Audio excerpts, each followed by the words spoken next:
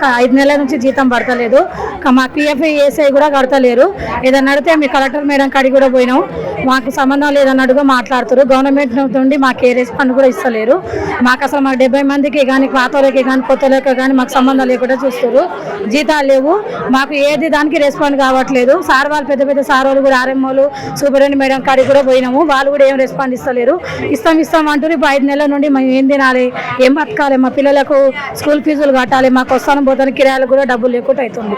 ఇక్కడ లోకల్లో కూడా ఉన్న వాళ్ళకి కూడా చాలా బాధలు అవుతున్నాయి కిరాయికి రావడం పోవడానికి కూడా. మాకు రక్షణమే, మా జీతాలు మాకు ఇస్తే మా పని మేము చేసుకుంటాం. మాకెవరితోటి మాకు ఏ సంబంధం లేదు. మా జీతం మాకు ఇవ్వండి, నెల నెల మా జీతం మాకు కావాలి, మా పని మేము చేసుకుంటాం. పిఎఫ్గా వేయాలి, నెల నెల మాకు అందరికీ పిఎఫ్లు కట్టాలి, నెల నెల మా జీతం కట్టాలి.